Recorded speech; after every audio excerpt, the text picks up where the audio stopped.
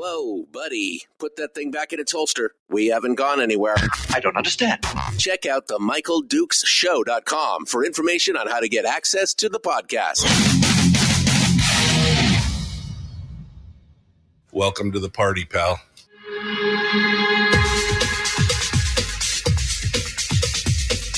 The Michael Dukes Show. The greed and the entitlement is astounding to me. What more could you want from a low-budget radio program? This is a dumpster fire. That was just BS. It is time to get a new perspective.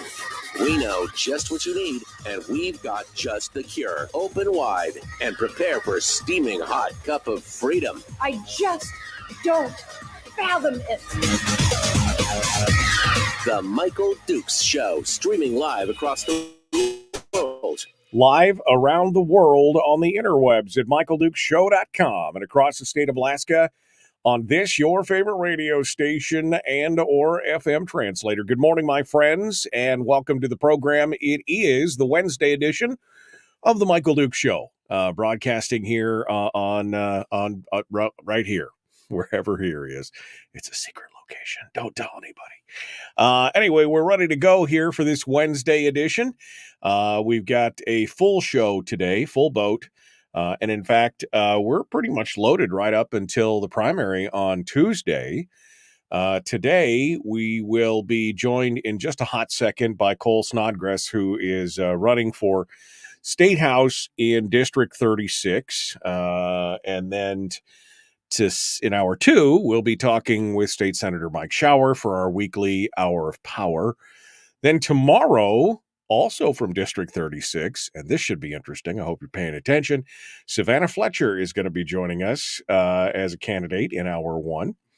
Then in hour two, we're going to be talking with candidate down on the Southern Peninsula, Sarah Vance, who's going to be joining us tomorrow in hour two.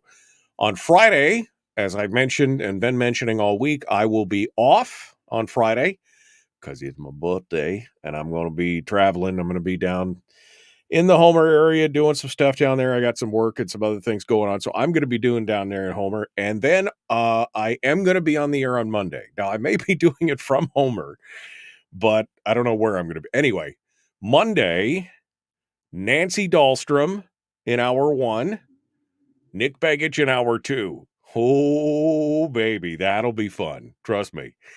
And that's it, man. We are full up until next. Oh, I just said Nancy Dahlstrom. You know what? I should double check that to make sure because, I mean, they, I don't know. They started sending me emails yesterday and they sent me 3 emails in the same day. Just checking back, like every 2 hours. Because I hadn't gotten back to them immediately. So we'll see. I'm assuming it's Monday. I told them Monday was the only time I had left because everything else was full. So Nancy Dahlstrom, Nick Begich next Monday. Wow, that's it. And it's Wednesday already. This has been an incredibly fast week so far. So it's good. But let's get to it, shall we? Let's, without further ado, let's jump right into this. We're going to be visiting now with a guy who's got a black belt in XL Fu. I mean, that's kind of what I figure. That's kind of where we're at right now. Cole Snodgress is a candidate for one of the largest state house districts in the country, if not the largest state house district in the country. 36 is larger than some states. Cole, of course, threw his hat into the ring after Mike Cronk decided to try and try his hand at a Senate seat that Click Bishop had vacated. And so this is one of the few seats in the state where the primary vote's really going to matter because every other House seat, because of ranked choice voting, well, there's actually 2 seats where it matters, but this is one of 2 seats where it matters. Every other House seat, because of ranked choice voting, they have 4 candidates or less. All of them are going to the general election, but not this seat. This seat has got 5, I can't remember, 5 or 6.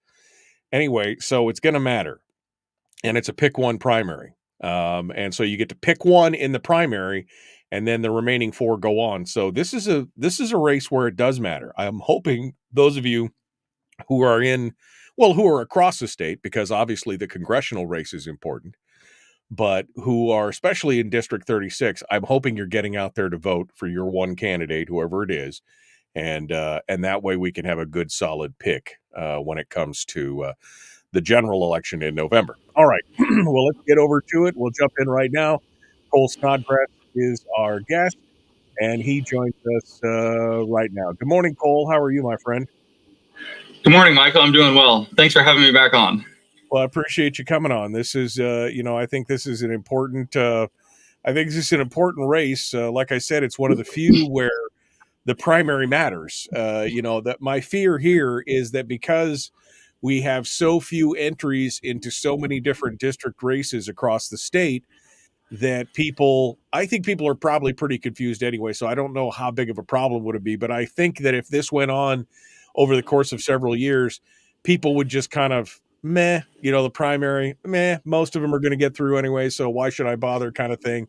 So I think it's important to remind people that we need to keep moving on in that direction. No, that's true. Definitely the primary matters big time here, especially within 36 with the 6 candidates. And then I'm sticking to my commitment that if I don't take first amongst the Republicans, I will be getting out of the race so we don't prolong this primary process heading into the general election. And that way we can get behind the one candidate come November 5th. Yeah, no, I mean, I think that's a good position to take. And in fact, I was going to mention this here the other day, but now I think it's fully, I think 7 or 8 different districts now have called on candidates, especially the congressional race is usually what they're talking about. But they're all basically saying that if you don't win the primary, they're asking Republicans who are not winning the primary to bail out and pull back and support the candidate, because we don't want to dilute the vote. Because, for example, in various races, but I mean, I guess the congressional race is the big one, but, they've got one real solid Democratic contender, and we've got 2 or 3, pretty well-known Republican contenders overall. And that all that does is basically dilute the whole situation and make it more difficult. You've got 6 in your neck of the woods there, which include a lot of good Republicans, but also really only one Democrat. You've got what do we got? We got 5 or 4 Republicans, 1 Libertarian, and 1 Democrat. So it makes it pretty difficult when we're all busting up against each other to, it just basically dilutes the vote. And we want to be careful of that as we go through. So definitely an interesting, situation. We don't want to forget that. By the way, I apologize. I said Savannah Fletcher was running for District 36.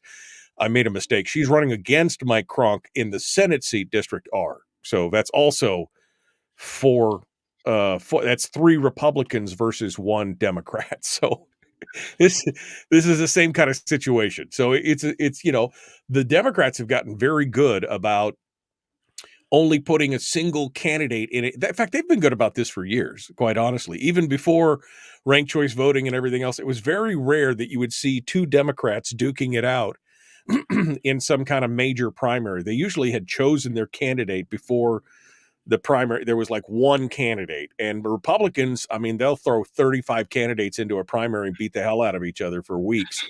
And then the last bedraggled survival will drag himself into the general race against the Democrat who's fresh as a daisy. I mean, this is part of the problem, right, Cole? No, definitely. And without that primary process that we had before, this is kind of the host of issues that, gets unlocked with ranked choice voting. But for what's been going on here within District 36, it is about the size of the state of Montana that you can fit in there. It is the largest House district for a state legislature seat in the nation. So it definitely has its dynamices and different challenges for sure.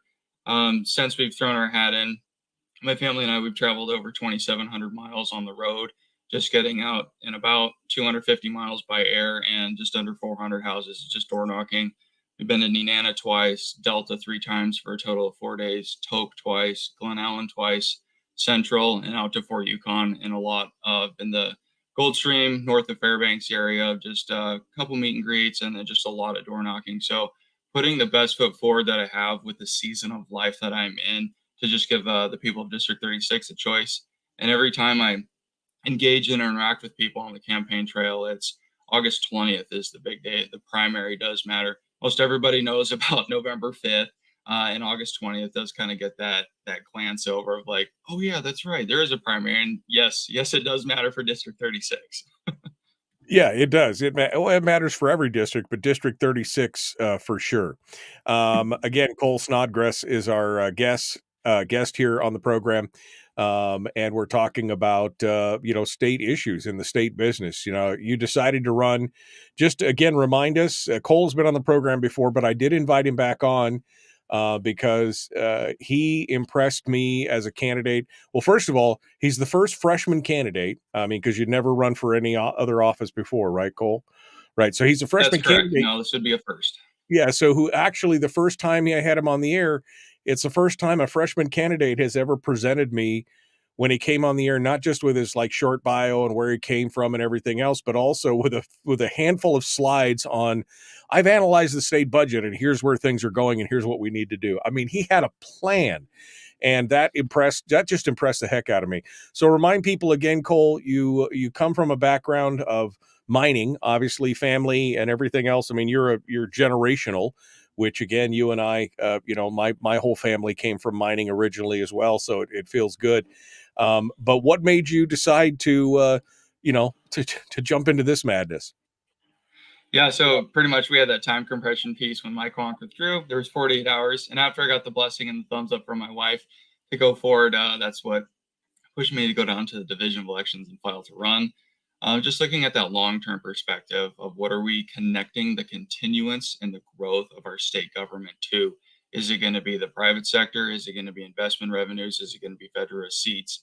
And as we can see, it's going to be a combination of investment revenues and federal receipts, and less from the private sector, which is our businesses and our industries here in Alaska. So that was kind of an alarming trend that I saw, where if you run that out 15, 20, 30 years, what's it going to look like when I'm 60, when I'm 65, and my children are raising family here in the state? We know that governments tend to grow. And if we connect the continuance and let alone the growth of our state government to something that outpaces the private sector, it'll grow in the background. And what's that going to look like in the long-term perspective? We definitely have ways to fund our state government because we are so heavily dependent on our natural resource extraction. Natural resources is a finite resource. And when those resources will be depleted and gone one day, thankfully, they're still here and operating and actually going to be expanding here in the petroleum side here for the next 10 to 15 years. But we have to ask ourselves, what are we setting ourselves up for the long haul? And the big thing that I saw is the dipping in the kind of the way we're utilizing the permanent fund. And when you run that out for a long term, it's not going to really be, I don't think it's the most prudent choice that we're making right now of how we're handling taking from the dividend, let alone what's going on with the overall fund itself. No, I mean, that's part of the problem. And we've talked about that, this disconnect. Every other state in the nation is connected to the private economy. They're connected to the private economy because they derive the revenue that runs the state comes from some form of taxation from the citizens and the businesses and the economy, the private economy in the state. But we have become so we've become so afraid of any other form of taxation in this state that we've almost blinded ourselves to it. Now, I'd be the first one to say taxation is theft, right? I don't like taxation. But the problem is that we're already being taxed. It's just an under-the-counter tax that you're not really seeing. It's almost like a withholding tax because they're utilizing the PFD as kind of a slush fund to fund what they want. Now, again, that's a self-licking ice cream cone. That's a doom loop because there's only so much money. And as you just alluded to, and as the governor's 10-year budgets and forecasts have shown for the last 8 quarters, 10 quarters, that in just a couple of years, I mean, we're projected to go into deficit spend in 2025, 2026.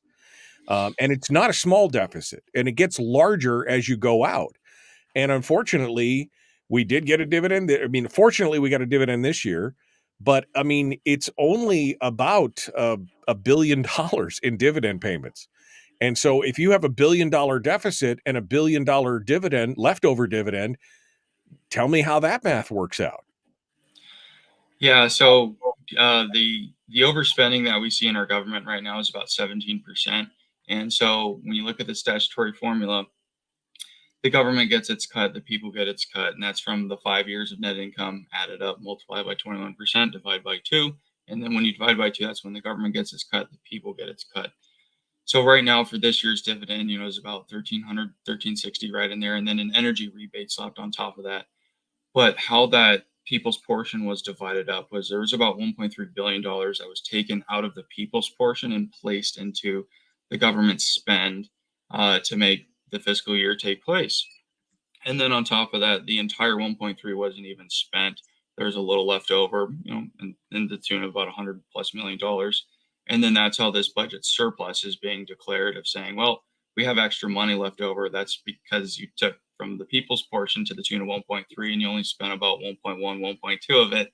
So you definitely have to step back and peel away at the layers of that onion and say, okay, do we really have a surplus? And then you always have to ask, where did that money come from?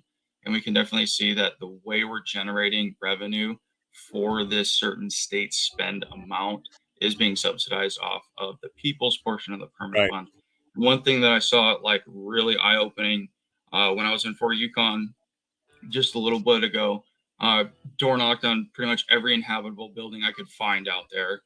We did over 50 miles just in that little area of just traveling around and getting to just meet people and talk to them and see what's really going on in that area. And those permanent fund is a big driver for that place. And with the dipping into the people's portion of the PFD, it hits them really hard. Yeah. Cole Snodgress is our guest. Cole, hold the line. We're up against the break.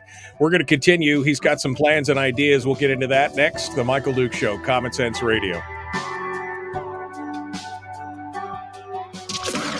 Streaming live every weekday morning on Facebook Live and MichaelDukesShow.com. Sorry about that, Cole. I was running a little bit late. We got chatting there, and I got into it, so it definitely is good. Let me go back to the comments up here, see if there's any good questions for Cole this morning. See what's going on. The Beard Army, says Brian, who has his own beard. Yeah, look at that. Look at that. This is, magnificent, right? That's what it's supposed to be. Amy says Cole's eating all of her virtual donuts. Yes, he was. Damn it. I told him not to eat the ones with sprinkles. Yeah, I know. It's all so good. So good. Frank says, I'm voting for Becky Schwanke. Okay. I mean, that's great. I thought she did well as well. Again, I hope that there is a good, solid, single conservative candidate that comes out of the District 36 race. I mean, there's no two ways about it. I thought Rebecca did well as well. I was just particularly impressed that Cole had a plan and laid out a plan, and it was, I thought it was really well. Barbara said that she was really impressed by your presentation at the Friday luncheon up in Fairbanks. So you did good up there as well. Cindy says she still remembers your initial interview and was impressed to see a young candidate with his own plan. So, I mean, again, I thought this was really good. I like Rebecca Schwanke as well. I thought she was there are two candidates that I'd love to see in that position would be you or Rebecca. Nobody else really responded to me out of that district, which I thought was interesting because we had James Field, who's a libertarian, and Pamela Good, which we hadn't heard from. And I mean, I just didn't hear from a lot of different folks out there that I expected to. But that is okay. As long as there's one good candidate to face off against one, as long as there's one conservative, smaller government candidate to face off against one progressive, bigger government candidate, I think we're okay. I think it'll be a good push. What's the reaction been while you hit the streets out there, Cole? You've been talking to a lot of people. What was the reaction in places like Fort Yukon, for example? The big thing, the number one issue was the fishing, hands down. They haven't been able to put their nets, their fishing poles, or their fish wheels in the Yukon River for the past 4 years. Food is really expensive in the villages. Fuel is really expensive in the villages. And on top of that, you have a natural resource that is literally swimming by their front doors, and they can't even dip into it. So across the board, it was fish, number one. And then number two is definitely what's going on with the PFD, that they're seeing less and less of it come into there. That's a big economic driver for the whole community when those PFDs make their way out there in October. So District 36, since it's so large, the needs and what's going on in Fort Yukon are different than what's going on in Delta, Glen Ellen, or Tok. And what's going on here with this section of District 36 that is in the Fairbanks North Star Borough is definitely different. There's a huge education focus north of Fairbanks area, and then kind of as you trickle out, towards farther north of Fairbanks, it's definitely down to like, well, we've got spending issues, and the way we're going about it is not really sustainable or the best option. I guess you could say the least worst option. So it's definitely got its little pockets for sure. And then especially with smaller areas, just speaking from the sides of Fairbanks and whatnot, when you get out into Tok and Glen Ellen, there are these communities where people have been there for a very long time. And if you're not from there, it's pretty hard to get into the community and be like, hi, I'm actually running. And, who are you? And, oh, you're just from Fairbanks, that kind of thing. So definitely just got to put in the effort, put a name to face, knock on doors. Hi, this is me. I'm not just a name on a ballot. And right. Give them 3 to 5 minutes or even longer for talking. Well, when it's a district that large, like you said, I mean, I imagine some of these people may have not seen a legislator or a candidate in their face for probably quite a while. So that at least is laudable to be able to get out there and understand that part of it. All right. Well, we're going to come back here into the discussion. Rejoin the radio here in just a second. Barbara said none of the other candidates have spoken at the Friday luncheon or knew the local issues. So I guess Cole's got a leg up there from her perspective as well. We're going to continue with Cole Snodgress. Thank you. Somebody said I put cold in the description. I apologize. Fingers type and you forget the E instead of the D. Let's get back to it. Here we go. The Michael Duke Show, Common Sense, Liberty-Based, Free Thinking Radio.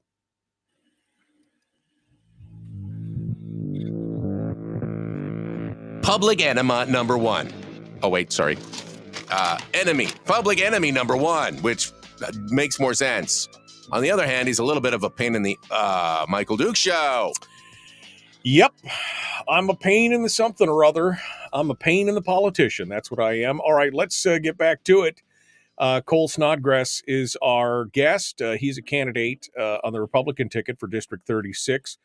Again, one of the largest districts in the country for state House district. And he was just talking with us during the break about all the traveling that he's been doing and going out and seeing all the different people. And you said that there's really one issue in one area, but it could be a completely different issue because the district is so large. Fort Yukon really has an issue with the fishing, for example, wanting to be able to put their nets in the water and do subsistence and everything else, and they've been restricted from doing that, whereas somebody maybe in Tok or Glen Ellen has a completely different point. But for just a second, let's focus on that on the fish thing. Do you have any ideas on fixing the fish or the food issue? I mean, what are your thoughts on that before we get into the details of the monetary stuff? Yeah, for sure. I'm actually still diving into all the escapement totals from 1995 on the 5 species of the fish. I'm fairly close to having that wrapped up and done. I definitely want to have it up on the website before the primary or before my next trip out, just to meet more people in the Yukon Flats, to have a good understanding of what have the historical trends been and how did we respond, because I'm definitely seeing trends where there's seasons of high and then there's seasons of low.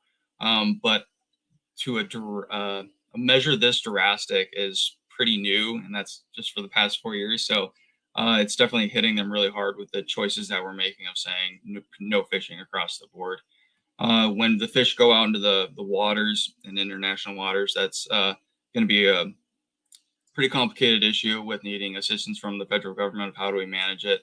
One thing I like to do, though, is we have to be careful of having a natural resource and being responsible in that development and use thereof. One thing I like to do for a thought experiment is what's going on out in the ocean there in front of the Yukon River, where these salmon go out there for the years and then come back. What are we doing with our businesses and our industries out there to have a responsible natural resource development? And I had just the thought experiment of saying, okay, if this was a mine, if this was an oil well that was out there and affecting these people that they weren't able to produce, we would be up in arms and not allow it. But there's things that are going on out there right now that we're like, oh, okay, we'll see if we can look into and work into it.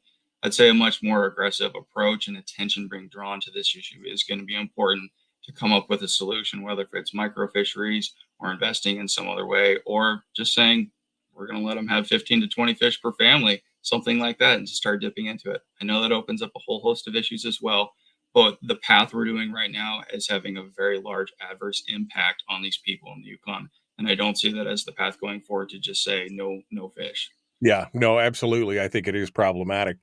Now you're in your real life day-to-day job. I mean, you used to be the guy that was in the dirt scrabbling for tailings and going through the gold and doing everything. But you moved up. You're now, you're more into the numbers and the management. So you bring that expertise to the floor here. And again, as you did the first time, you come back this time with more charts and discussions. So let's talk a little bit here about your overall plan. I think the one thing we need in this state more than anything else is a fiscal plan, a logical fiscal plan. The fiscal policy working group had 8 or 9 points that they said need to be tackled. And I know that you've kind of delved into that. I've got a few of your charts here that you've provided me with this morning again, which again, I had to chuckle when you responded. You just said, yes, let's do it. And here's 7 more slides that I want to talk about. So let's get into it and start talking about it. Let's we'll start off with slide number 1 here.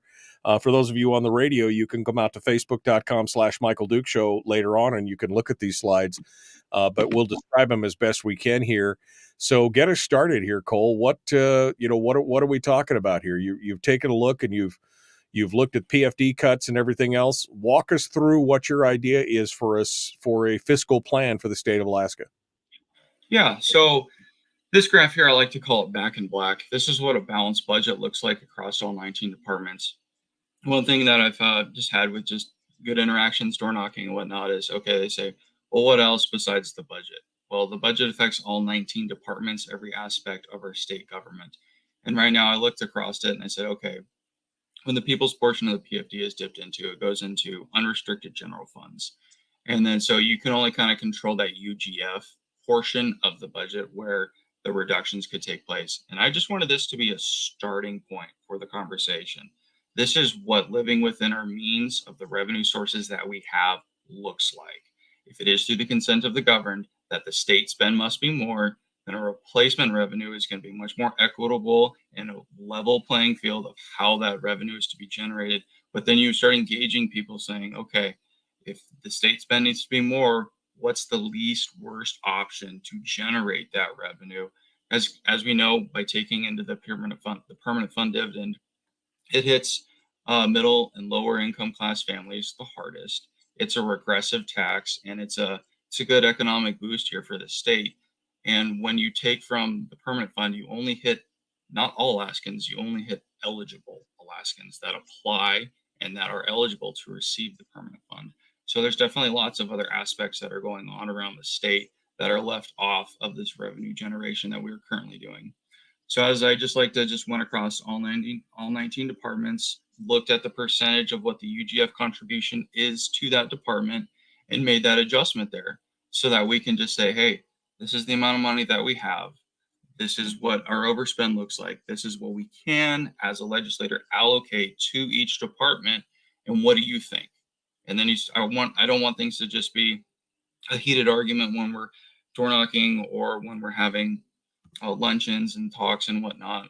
But it's just saying, hey, there's only so much. They can only go around across 19 departments at certain different levels and whatnot. And this is just a starting point of the conversation to say, okay, what we're generating in revenue now, this is what it looks like. And if you want Right. more, how are you going to get it? And then, I always like to ask the question, well, who's going to pay? Right. Well, and that's exactly what this chart does. The chart, for those of you who are on the radio, basically lines out every department with two different lines. One is enacted for 2025 with the PFD cuts, and one is balanced with a full statutory PFD. And it doesn't seem like it's, in many cases, it doesn't seem like it's that big of a difference.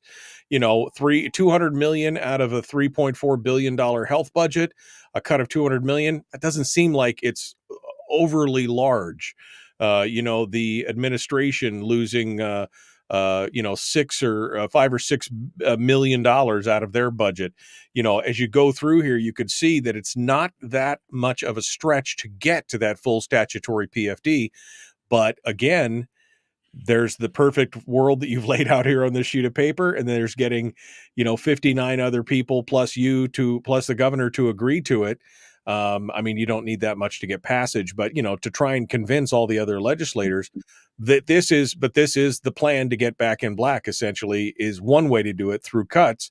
But it may require, again, alternative revenues to make that happen, right? No, that's correct.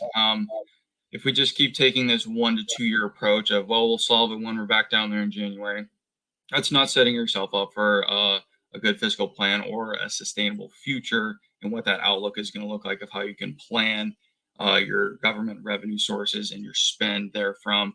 So I know we kind of think of like, 10 years is so far out and a lot can change. Yes, that's true, but you at least need to, that's why we have forecasting and sometimes you forecast multiple times in a year in the private sector. But at least you're putting in the due diligence, you're getting a pulse check on the market, and you're staying connected to what's going on. Just the year-to-year basis of what we're doing, 1 year at a time. And we got some money and some slush funds going on. I shouldn't call it the CBR a slush fund. That we have money in these pockets down there, and we'll just deal with it when we get down there. That's not as sustainable, and that's not giving you the outlook and the perspective that you need to say, okay, what are we doing to set ourselves up for 10, 15, 20 years down the road? Right. And we continue to talk about the 10-year plan, and that's your next slide. We keep talking about the governor's 10-year plan and where it goes and what it looks like. And I've actually been a little kind, because I said, it's going to be a couple of years and we're in billion-dollar deficits. By 2026, which is just 18 months from now, we're talking about a deficit via projections of, 1.2, 1.5, $1.8 billion in projected deficits of spend versus revenue. That's not really sustainable. No, it's not. And this is just the focus on the state revenues and the state spend. So this kind of has that larger chunk of investment and federal receipts pulled out. So we're just looking purely at state dollars here on the 10-year outlook. And the only buffer that we have left to compensate for the overspend, if you follow the law and pay a full statutory PFD, is the constitutional budget reserve. Now, that's kind of like a double-edged sword there, because if you use that money, you're required to pay it back. And as we can see here, we reach a crossroads from the governor's 10-year forecast in 2028, where the remaining balance of the CBR will be consumed by the overspend, and then you will have deficit spending from there. And then this is to bring awareness to say the path that we're on, our revenue sources and our spending, is not sustainable. And that affects all 19 departments of our government, which is a lot of aspects, from admin to the UA to education to DOT to everything in between. So it's really important to be a wise steward of these public funds. And as we can see in the long-term perspective, your deficit spending all the way through 2034, and you reach a crossroads in 2028. Yeah, the problem here is, of course, is that we're treating the CBR still as a slush fund, always forgetting that we are mandated by the Constitution to have a balance in there of about $10 billion, and we owe the CBR that $10 billion. And so even though we're treating it as a slush fund and it will be exhausted and then we'll be in it, we're already in deficits. Anytime that CBR is below $10 billion, we're literally already in a deficit, because it's not supposed to be drained down. So, we're there already. And I want to continue this discussion, especially when we start talking about things like per capita spend and some of the other things that you've lined out here. And you can tell us how that fits into your fiscal plan here in just a moment. We're talking with Cole Snodgress, who is a candidate for House District 36. We will continue with him here in just a moment, see if we can get more ideas on what he thinks we need to do. We'll return here right after this, The Michael Duke Show. Common sense, liberty-based, free-thinking radio.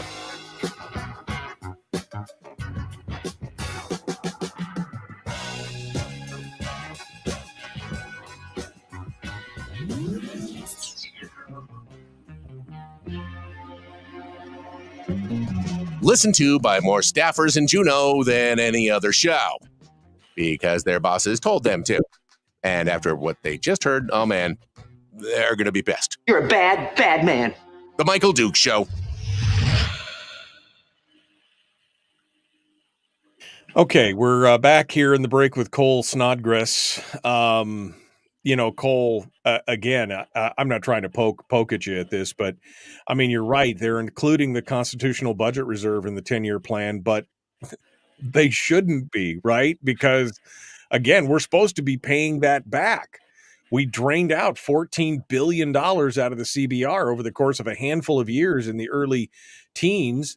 And even though it's being included in the 10-year plan, it shouldn't be, because if you drain it down to zero, it's ignoring the fact that we still owe $10 billion to that fund to pay it back up.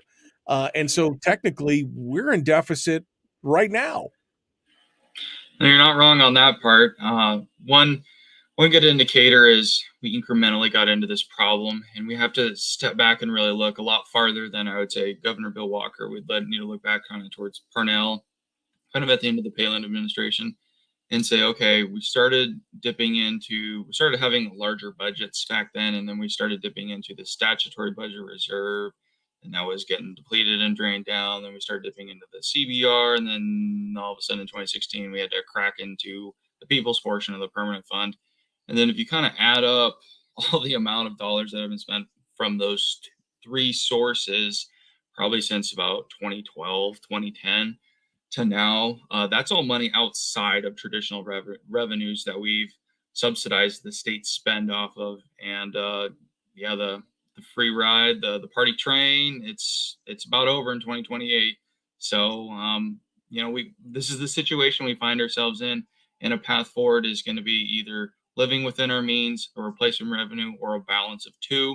But definitely without a spending cap, tying a portion of the state budget to the private sector, you're not gonna have a sustainable, you're not going to have a really solid outlook of what you can project for the next 10, 15, 20 years. Right. No, I mean, I think a spending cap is a must. I mean, that really is the cornerstone of any fiscal plan, because if you do create some kind of new revenues, pick your poison, a sales tax, an income tax, a flat tax, whatever it is, if you do not have a spending cap, they'll just consume it all and then some anyway. And David makes an argument here that I think it's interesting, but I think it's really false. Cole has previously stated he's in favor of a state sales tax if it comes to it, but not an income tax. Personally, I would trade a sales tax in exchange for my PFD in the Constitution. Here's the problem, David. Look at this chart. You're not going to have a choice. You're going to trade your PFD because they're going to take it as a slush fund and it will go away. And then they will have to, I mean, just look at 2026 or 2028. I mean, by 2028, there's going to have to be an alternative form of revenue already, right? Because that $1.108 billion that you see right, you can't see my mouse, this $1.108 billion right here, that is the amount of the PFD. So it will take all of the PFD, and then in 2029, they're going to have to find an alternative. So you will lose your PFD and you'll get a tax on top of it. This is not an either or proposition, right, Cole? No, it's true. It's a combination. So I definitely understand the argument of just saying, okay, take my PFD. I don't want to tax, leave me alone. We definitely have a low tax environment here in Alaska comparatively. to other states, you could say. And then we also have a population decline. But when you really go back and understand and saying, okay, even if you just say take the PFD, leave me alone, I don't want to tax. Governments always tend to grow. And if they have unfettered access to our dividends, and that's just the first step to saying, okay, what about that $77 billion laying there? All it takes is a constitutional amendment. We can access that and we can leave you alone and we can provide a lot of goods and services for the next 20 to 30 years. But when we look at the long-term perspective, if they ever get access to that amount of money, they will grow and grow and grow. And then in 30 years, when I'm 60 or when I'm 65 and my children are raising children, you're going to have this huge government in the background. And then they're going to say, time to pay. When I've been out door knocking, I've seen firsthand with just conversations and whatnot, that there's this mindset that the government employees and spend must be protected at all costs above the private sector. When I asked that question back, well, why should a government job be immune from whims and up market forces and ups and downs versus the private sector? Why should a government job be protected even more? And it's kind of just blank. Well, it's because it's government. Right. We need it. Okay. Well, Right. there was 20 positions that just got rearranged where I work at, and no one was there saying that has to be protected or it has to stay. It's market forces, Right. and we have to be connected to what goes on Why- in our yeah. free enterprise system. Why should they be protected when nobody else is? That's the big question right there. All right, Cole Snodgress is our guest. We're going to continue here. We're going to talk about the ultimate spend and Cole's idea for how we fix this. We're going to continue with Cole Snodgress here, the Michael Duke Show. Common sense, liberty-based, free-thinking radio. Let's keep going and do it to it. Please like and share. Don't forget to check us out on Rumble, by the way. We're over on Rumble as well. So feel free to come on over there and join us as well. Here we go.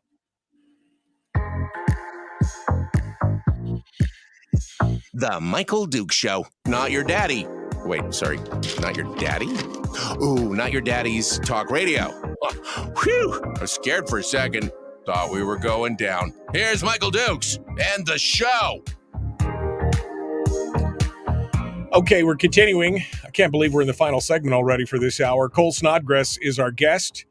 Cole, one of the big things, one of the big eye-openers, I think, for me and for a lot of people has been every time I've looked at the per capita spend, the size of government. You know, is our government right-sized? You know, it's the Goldilocks. Is it too big? Is it too small? Is it just right? I think, and have been arguing for 25 years, that it is too big. And you've actually shown us that is probably the case here. We're looking at the per capita spend in the state, and it is significant compared to most of the other places in the United States. Yes, that's correct. So one thing I did is I broke down each state's spend versus their capita, all 50 states, and then just ranked them from highest per capita spend to lowest per capita spend. And then I strung a yellow line across that as the national average. So we could kind of see how do we rank up against our neighboring 49 states as well. I really don't consider the District of Columbia state, but I threw it on there just to show what is the only thing in front of Alaska. And Alaska ranks the highest on state spend per capita out of all the other 49 states. The District of Columbia is the only thing that's in front of Alaska on a state spend per capita, and they're about $25,000 and we're about 18,000. So when you look at saying, okay, if we want to keep growing the continuance of the government spend, the only thing that's in front of you is a public sector one. DC's revenue source is government. Now I understand there's tourism and food industries and service industries down there in DC as well, but the bread and butter of everything that comes into DC is a public sector. It is government. So we kind of always want to be cautious, Alaska. If we want to keep spending more and more and more, then you're going to have a more and more connection of a public sector rather than a private sector. Right. And then compare that to, again, talking about that disconnect between the public and the private sector.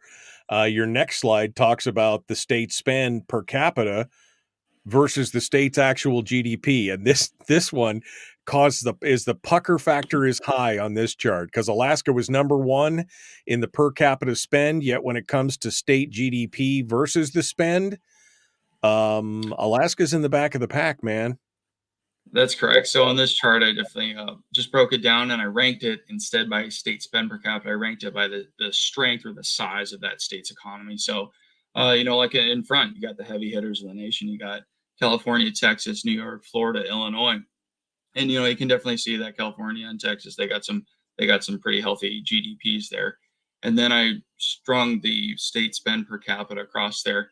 And Alaska, we have the 45th strongest economy in the United States, but yet we have the highest state spend per capita. And when you see that disconnect, or the inverse thereof, that separation line of state spend versus the size of our GDP, it really puts in perspective that there is a lot of public sector spending that takes place in the state, actually to the tune of more than what goes on in California, more than what goes on in New York or Illinois, or you could kind of say these big spend states. We actually outpace them all. It's it's obviously very, very frustrating. And we got one final chart before we start to get into your ultimate plan, and that is the fiscal year for 2025 showing exactly what the budget is paid. What does this chart tell us? This just goes across all 19 departments and breaks it down by their funding source: unrestricted general funds, designated general funds, other, and the amount of federal contribution that takes place. So this was the budget that Dunleavy just signed on June 28th. And then I broke it down by just ranking from top to bottom. We have about a capital budget that's about 10 times the size this year, and that's due to the large influx of federal dollars. And then I broke it down just top to bottom. So at the top, you got health, then it goes K through 12 education, University of Alaska, and then you get into DOT, family and community services, revenue, corrections, public safety, admin, and so on and so forth. And then, so another issue that was brought up in Central and as well as in Delta is what's going on with EMS. How can the state help out in that area? And asking sitting legislatures, that would come from Commerce, Community, and Economic Development. And when I show the breakdown, the size of what is allocated for each department, I say, okay, well, if we want to help out with something on the EMS front, that'd come from this portion of the budget, and it's about 1.8% of the overall budget. And those are the dollars that you'd be able to allocate or work within. I'm trying to solve this issue. And then that just really helps put things in perspective from someone who actually wants to look at the data and actually understand what's going on, rather than just saying, oh, something's just been cut over the years. And the data is, I just want to have to be the starting point of the conversation. We can navigate from there and what would play out those scenarios of what it would look like. But it just helps us stay grounded to what propositionally affirms the nature of reality as it is. Right. What's going on. Well, it's interesting that the three things that we're mandated for in the state is obviously public education, infrastructure, and then public safety. Those are really the three big things. But when you look at public safety and you realize that it's only just over 2% of the entire budget for public safety, and even DOT, the infrastructure, is only 5% of the overall spend, you start going, wait a second. I mean, these are two of the biggest mandates that we seem to be failing at in this state, and yet it only makes up 7% of the overall budget. Now, obviously, education takes up a goodly chunk of all that. Between the K through 12 and the university, we're talking about 20% of the budget. But again, where's it going? Why aren't we paying more attention to the things that are absolutely mandated by the Constitution? Right. And when the money gets allocated to these departments, I've asked, sitting senators and whatnot, what does it look like? And they said, well, we kind of allocate the money. Kind of the most in-depth that we go into is how it gets allocated and used is in the health department. But then once it hits the commissioners and the directors, it's kind of like a free fall of cash just right through the department. So it's really important, excuse me, it's really important on who your commissioners are and your directors are, to make sure those funds are actually being utilized in a way that the people are talking about, of the pain points that they see. And, having that money and those dollars that are allocated be targeted for certain things is definitely a good leg up. So there's lots of aspects that get that are on the table when it comes to allocating and how that money goes through the department to actually where it ends up where it needs to go. Cole, we got about 3 minutes here. I want to give you a chance. So what is the plan? What should we be doing? Give us if I made Cole Snodgress king for a day and you could, wave your magic wand, what do we need to do? I got 3 minutes. I'm sorry. I wish we could go a little longer, but I'm slave to the clock. So give it to me. Yep. Number one, two fundamental disconnects that are taking place: the state spend to the people and the people to the state spend. Establish the state spend to the people first. And that would be through a spending cap. You got to control your spending first, and then you have to look in with your revenues as well. If it is through the consent of the governed that the state spend needs to be this, then we need to get off of dipping into the people's portion of the permanent fund. And then you would secondly make that connection from the people to the state spend. And then that's going to give you the stability and the footing to look out 10, 15, 20 years. So we definitely need to tie a percentage of our state spend to the private sector. Then the investment revenues and the federal receipts fall in line. But then that you need to establish your foundation first, rather than just a 1 to 2 year basis of saying, Right. okay, now that I have solid footing, I can look forward for the next 10 to 15, 20 years with these parameters put in place. The fiscal policy working group basically did everything that you're talking about, spending cap, a small cut to government, some new form of revenue, going back to the oil companies and getting another $400 or $500 million, and of course protecting the PFD. Those are all part of that. Do you support that concept and that idea that was put forward by the working group? Well, it's a pretty holistic package, because one thing's not going to be the silver bullet. You're going to need multiple aspects to wrap that up and give you that solid foundation. A foundation isn't just one dimensional. It's got multiple aspects to it as well. And that was a pretty good complete package.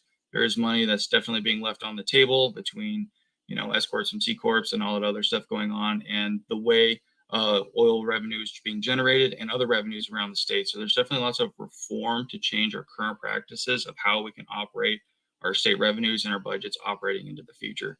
And I also want to be a growth-minded candidate. What can we do to grow our way out of our revenue shortfalls in the private sector, rather than just looking in the set spend revenue box? What can we do to unleash the private sector and let them do best? And that is grow and create wealth for the state.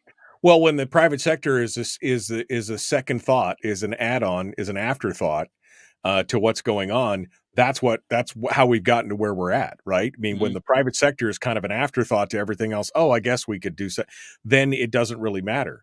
We've got to get government out of the way of that kind of thing. And if it is connected in some way, they will be incentivized to pay attention to the private sector and to bolster it and to do everything in their power to get it out. You got 60 seconds here, Cole. Final thoughts. How do folks get a hold of you? Where we need to go from here? August 20th is the big day. That's where you just pick one for the primary. My website is Cole, 4 house, 36.com. And just putting in the work as much as I can. There's about 6 days left till the primary, and we'll just see what the people of District 36 have to say. I got a lot more on the campaign trail to hit up then, to just utilize every contribution and every minute that I have left to do the best that I can with the season of life that I'm in. And come August 20th, all I could say is go to the poll and vote for Cole. I'd be humbled and honored by your support. And of course, Cole has already committed that if he does not win the primary, he will withdraw from the general, leaving the way clear for other candidates to step forward. But Cole's got a plan. I think you should be looking hard at Cole if you're in District 36. Cole, thank you so much. Folks, we're out of time for this hour. We got more coming up. State Senator Mike Shower up next.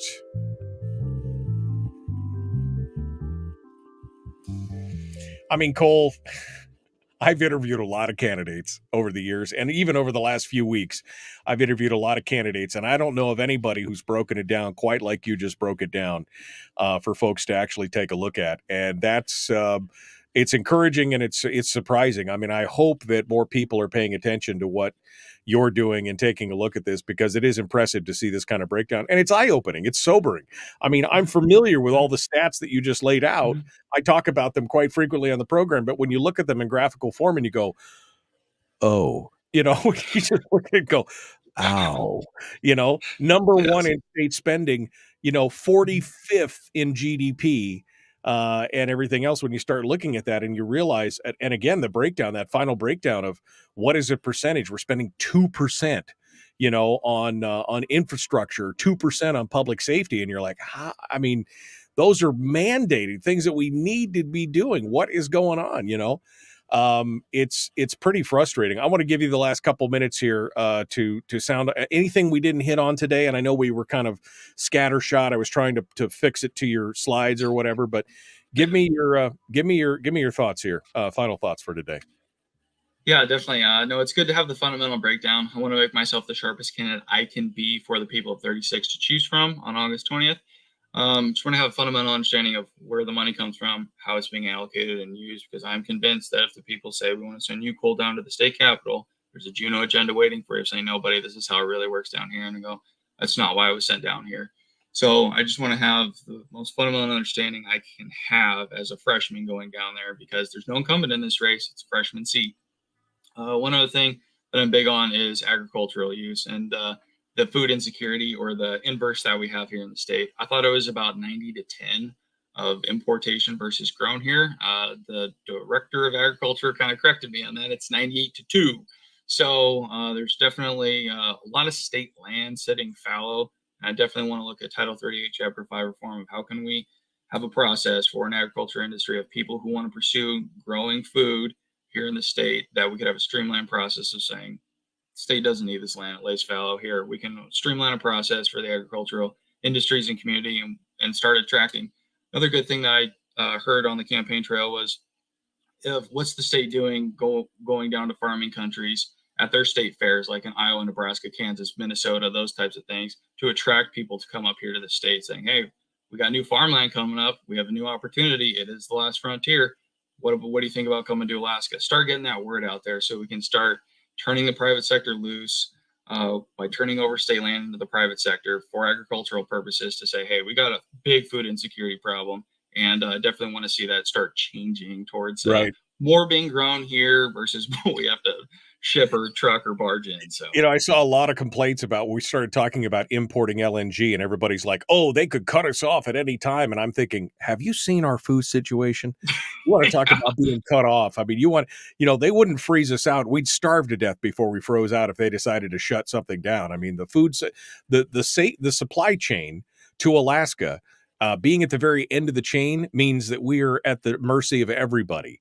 We should be talking about food security, and it's something that I've harped on for years, but we've gotten very little movement on it. Part of the problem is economics, because it's more economical to bring it in than it is to make it here. But at the same time, we've got to plan for the if come, but nobody wants to plan for the worst case scenario. Everybody wants to plan for it's all going to be roses and daisies, and my Amazon delivery is going to be drop shipped tomorrow by a drone. That's all they want.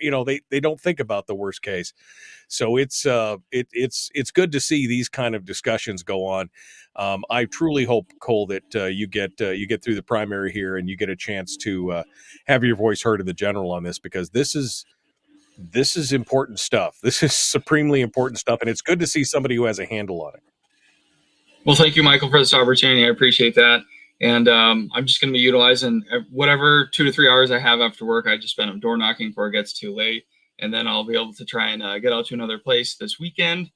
And we'll just see what come May, August 20th. All right. Well, that's all. It's all we can ask right now, my friend. That's all we can ask. Thank you, Cole, for coming on board. Good luck, Cole, for house36.com. You can see the link up there on the screen. Cole, good luck, my friend. We'll see you, but we'll talk to you after the primary. Okay. Fingers crossed. We'll talk to you after the primary. Well, thank you, Michael. I appreciate that. All right. We'll see what happens. All right. Thanks so much. Cole Snodgress, our guest here on the program. I mean, I don't know about you, but as a freshman, he has impressed me as the most prepared and the most salient primary candidate or freshman candidate that I've ever seen. In fact, he's more impressive than many candidates who are running for re-election who've been there for 20 years.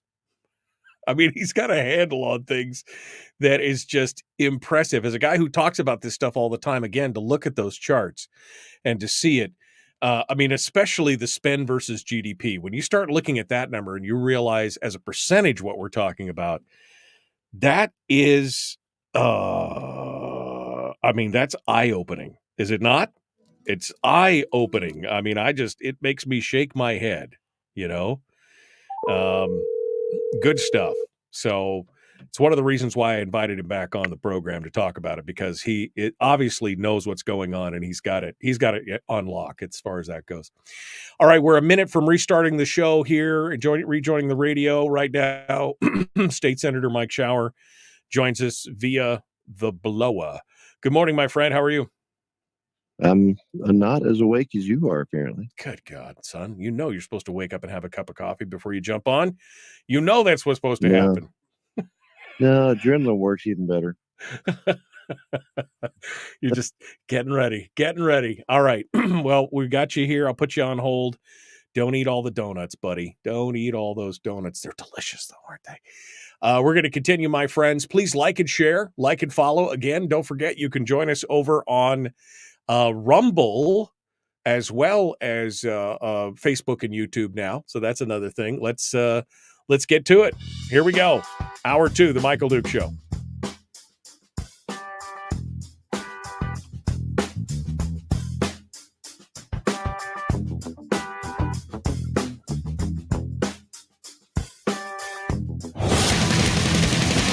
Whoa, buddy. Put that thing back in its holster. We haven't gone anywhere. I don't understand. Check out the MichaelDukesShow.com for information on how to get access to the podcast. Welcome to the party, pal.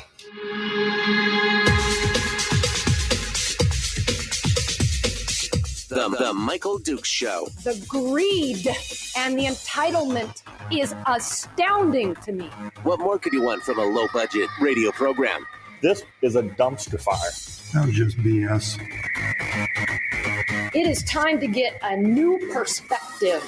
We know just what you need, and we've got just the cure. Open wide and prepare for a steaming hot cup of freedom. I just don't fathom it. The Michael Dukes Show, streaming live across the world. Yep. Good morning. Welcome to it, live around the world on the internet at michaeldukeshow.com, where you'll find the audio-only live stream and, of course, links to everything else, including our simulcasts on Facebook, YouTube, and now Rumble, where we're broadcasting. We decided to kick Twitch to the curb, and we're working on Rumble as well. That was by request from all the listeners out there, so thank you for doing that. Also, of course, broadcasting live across this, your favorite radio station and or FM translator. The Michael Duke Show continues. We got full up today. We got a great show going on for today. We just finished with Cole Snodgress, who is a candidate for District 36 up in the interior. It was a great discussion, and I really enjoyed that. If you missed it, you can go back and listen to it on the podcast, which is available wherever you find podcasts, including my favorite, Spotify. And of course, or you can go back and watch it on Facebook or YouTube or Rumble. You can watch it on any of those because he's got a bunch of charts in there. You may want to actually go back and take a look at. The charts were eye-opening. And Cole did a great job of describing what his thoughts were on the state budget and the fiscal plan. Good stuff. Joining us now in hour 2 is going to be State Senator Mike Shower. He's in the green room right now, hanging out for just a sec. I want to let you know tomorrow on the program, Savannah Fletcher will be joining us. She is a candidate for Senate District R, which is Click Bishop's old seat. Mike Cronk jumped from the House over there to run for there. She's one of the major candidates running against Mike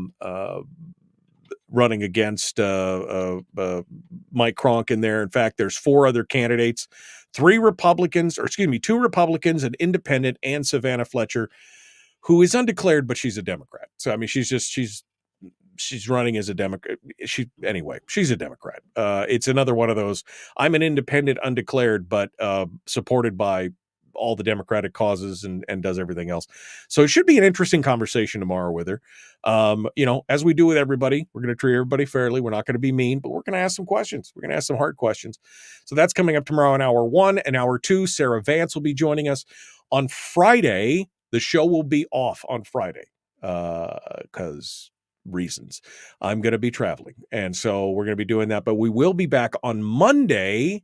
Right now, Nancy Dahlstrom in hour 1, Nick Begich in hour 2.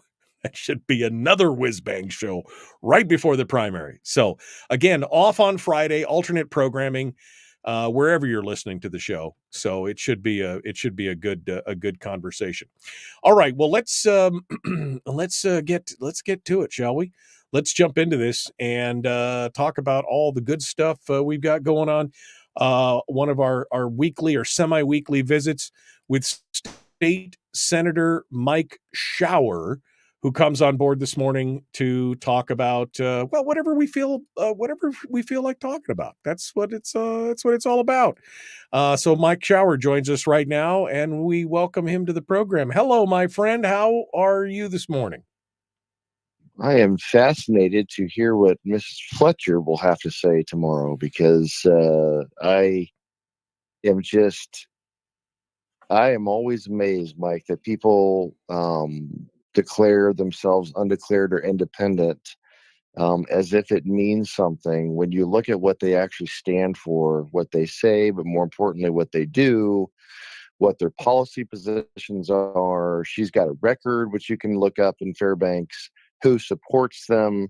Um, she is not undeclared, and she is not, you know, somebody that's even would be considered remotely moderate. I mean, she is far left, and she is way out there on the left side of the spectrum. So I would be fascinated to kind of get a synopsis of what she says, because a lot of candidates, they learn, and she's already in politics, how to make themselves seem very moderate. The Kamala Harris already, oh, I'm going to get rid of tips on or taxes on tips. Great idea. Or Social Security, I'm going to get rid of the tax. And I'm like, Mr. Trump already said that months ago, and you're stealing it. And I posted about it a day or two ago, where it was, let's see, the International Workers Union, or the one for basically waitresses and servers and stuff. I forget the name of the union. And, SEIU, when Trump, the SEIU. yes, yeah, it might have been SEIU. And he said something a few months ago, whatever, when Trump came out with it, he's like, this is a terrible idea. It's terrible. It's just political pandering. Well, Kamala comes out with it a few days ago. He goes, this is a great idea. I'm so glad she does this. I'm like, you people lie like you breathe and Right. don't even notice it anymore. But it is so ridiculously partisan. And I like I said, be fair, and be civil. But Fletcher is anything Well, but I think undeclared or moderate. She's far left. I think my question is, did she not register as a Democrat because the Democratic Party doesn't go far enough for her? That kind of seems like, based on her voting record and what she does in her spare time and everything else, it seems like that might be the case. We'll ask her. We're gonna ask a lot of questions. It should be an interesting discussion tomorrow. Come on. I know where that girl's going to go. That lady, she's going to be, another $1 billion for education, because you got to indoctrinate the children. It's going to be defined benefits for all state workers. It's going to be spend more money. It's going to be take the dividend. It's going to be all the standard stuff. No balanced budget. It's just, look, I know the people. I know enough of what it is, and I'm not, ask the question and be fair, like I said, but come on, man. I know what and especially anybody that's either been in politics a little bit already, especially in Alaska, or they're getting good counsel. And I'm not saying it's good counsel policy wise, because I'm not going to agree with it, but good in the sense of somebody that understands the politics. And here's what you need to do. You don't make yourself out to be something that's not going to work in a district that's kind of moderate, because that is a moderate district, right? It's not hard left. It's not hard right. It's moderate.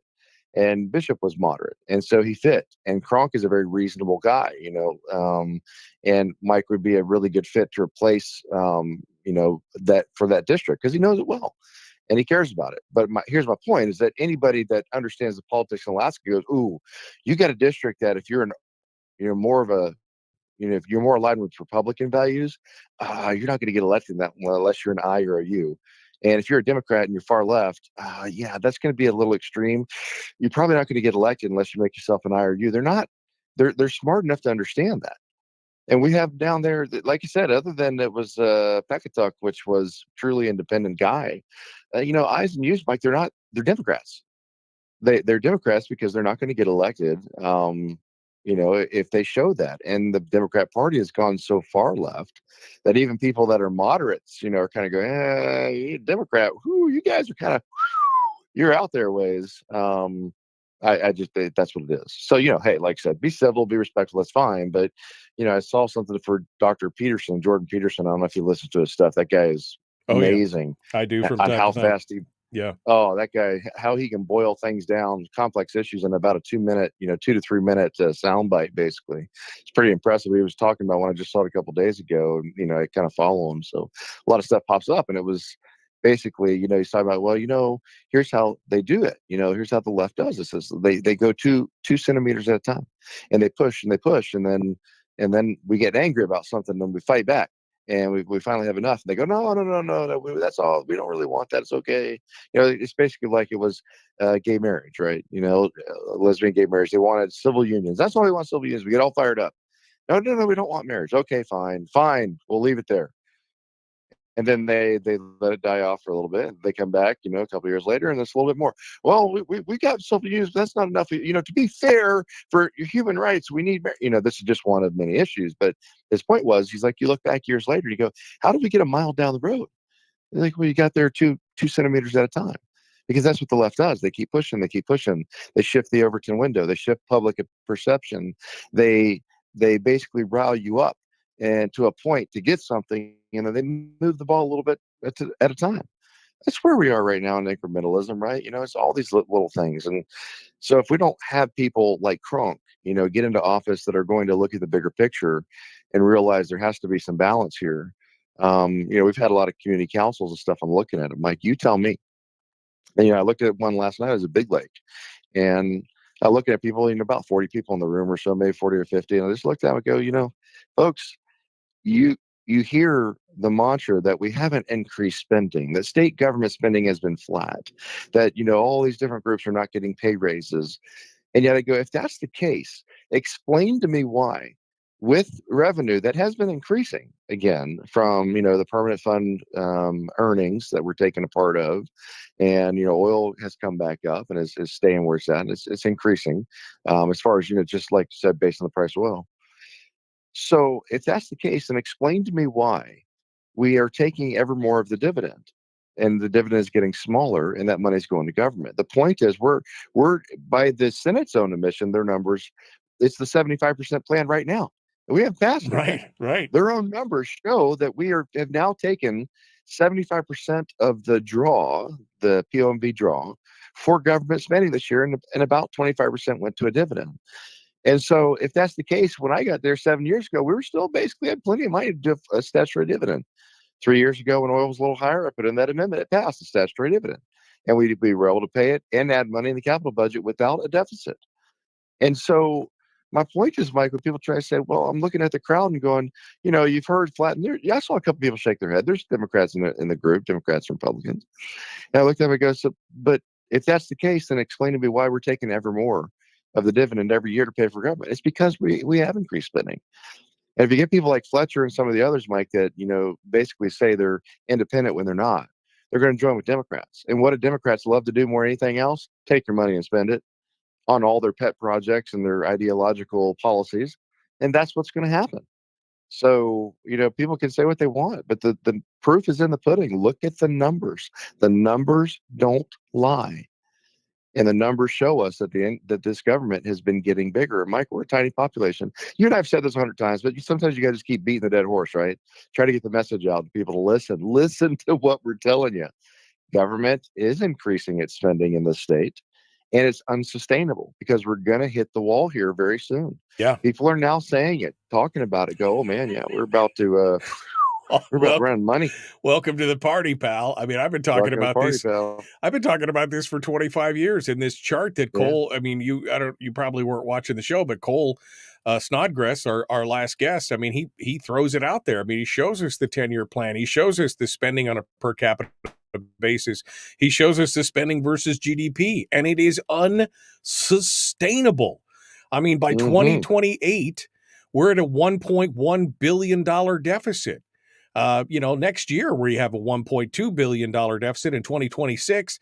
Even if we draw it out of the CBR, it won't be long. And I mean, we're still going to be hurt. I mean, this is insane. It is not sustainable. How do we continue to move in this direction? People down in Juneau seem to be wandering around like, oh, it'll never happen to us. We're too big to fail. We are not too big to fail. $1.2 billion deficit in 2026 from the 10-year plan, $800 million in 2027, $1.1 billion in 2028, $2.4 billion in 2029. I mean, it just gets worse and worse and worse. I mean, as you go through, this is, again, it's madness. What are we doing? We're letting Democrats' left-wing policies take precedent. But Mike, it's not just Democrats, Mike. I mean, in all fairness, it's not just Democrats. You got Republicans in there who are embracing this like all day long. Hold on. You didn't let me finish. I said we're embracing Democrat policies, but you cut me off. before I got there, so this is your fault that I didn't get to finish my whole statement. So I'm just saying I'm blaming you. All right. Is that you have Republicans that are joining with Democrats that are enacting the same policies and giving them power for many years now to continue to spend those policies. You have a governor that tried significant cuts in 2018 or 2019 who was lambasted by a Republican controlled Senate and lambasted by a Republican dominated House, but controlled by Democrats, because we go back to the same thing. No matter what we do every year, Republicans throw their lot in with Democrats in one of the two bodies. And as opposed to having all three bodies, a Republican governor, Democrat, and House, that maybe could actually stick together, that maybe could reduce some spending, that maybe could pass some good policy bills, we continue to snatch victory from the jaws of defeat. Because what do? One of the bodies, a bunch of Republicans, decide they're going to join with Democrats because they got to have power, right? It's always the excuse. Well, I just had to be there, because I don't like this one person. Or I just had to be there because, I needed that finance co-chair seat. I needed whatever, because then I could make a difference. Really? The four of you, five of you, whatever, are going to roll all those Democrats. Those Democrats are just going to roll over because you joined them and do what you want. It doesn't matter if you're finance co-chair. When you give all the committee chairs and the rest of the, and a majority of the chairs to the Democrats, they're going to do what they want. That's stupid. But we're in a caucus together. We're going to talk. You think they don't caucus outside of that and talk? You're going to get rolled. Yeah. And a part of the problem here, of course, is that everybody refuses to get out of the clown car that is the Alaska Republican Party, which at this point is a huge part of the problem. I'll just be honest right now. All right, we got to go. Mike Shower's our guest. Back with more of the Michael Duke Show. Common sense, liberty-based, free thinking radio.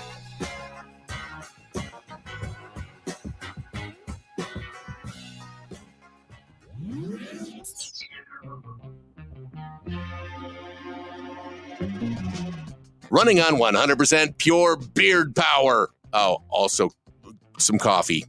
We dip our beard in coffee. Ha, nice beard. The Michael Duke Show.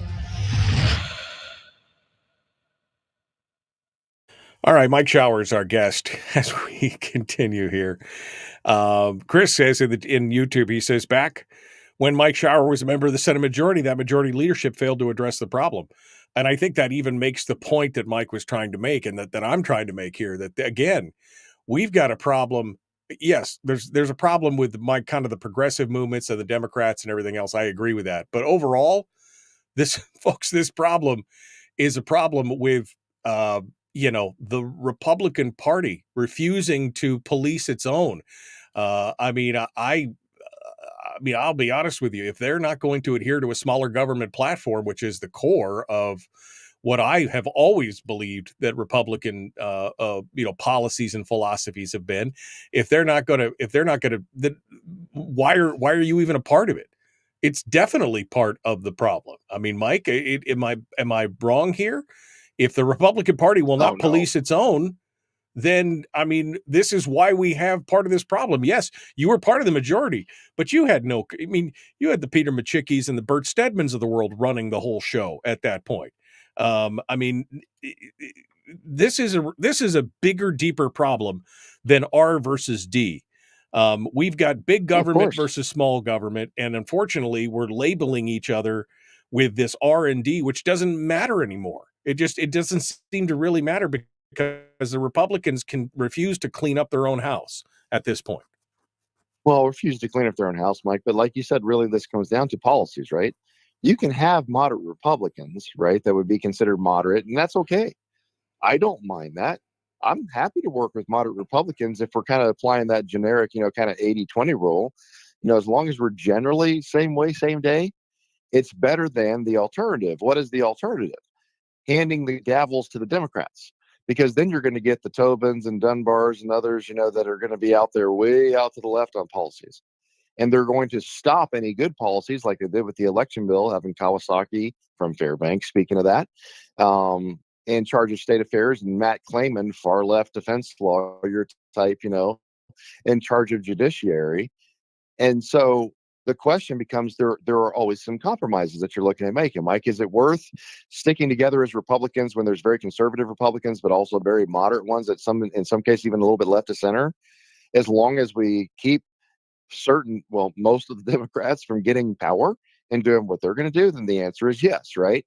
Is it, a conservative caucus of Republicans, that was like, well, write a senator and we're going to be like Oklahoma or Florida? Nope. That's not happening in Alaska with the districts that we have and the makeup of the politics and the policies. So it's back to, yes, I agree. And I have seen it from the inside that not all Republicans are equal. Not all Republicans believe in small government. Not all Republicans believe in all or even necessarily follow all the platform or a lot of it. But then I can look at you too and go, do you prefer the alternative? Because in the Senate, we've faced the alternative the last 2 years. And that is handing the gavels and control to Democrats and those moderate and some even slightly left of center Republicans. And now you got a bipartisan coalition that is well left of center. Yeah. So what would you prefer? Because I agree with you, it ain't perfect, but there's an alternative that's even worse. And for 6 years before that, that was the House, and for the last 2 years, that's the Senate. Yeah. Well, so what do you want? I mean, this goes back to the lesser of two evils argument all over again. Kyle makes my point for me. Kyle says the governor can veto any liberal policy and veto any appropriation. So how do liberal policies get enacted? Oh, come on, click the right one. There you go. How do liberal policies get enacted? I mean, you're making my point for me, Kyle. Again, the governor ran initially in his first term, and he even paid lip service to it in his second term, that he was the kind of the smaller government guy, give you the full PFD, all that kind of stuff. This is part of the problem. Republicans pulling off the path of what they're supposed to be doing. You're supposed to have principles. You're supposed to be able to do it. If you are a governor, you can veto just about any policy or payment that you want. Now, it's a little bit of a broad thing. You can't be as microscopic as I think, we'd like to see. But again, he's part of the problem. This is all part and parcel of that. Anyway, gotta go. We're coming back into it. Let's jump into it. Mike Shower is our guest. The Michael Duke Show, common sense, liberty-based, free thinking radio. 3 seconds, actually. I was off by 3 seconds.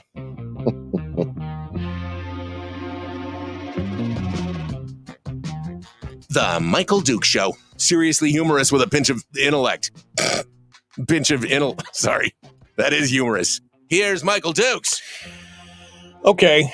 I'm used to being beat up. It's fine. Mike Shower is our guest. State senator from District O. Mike,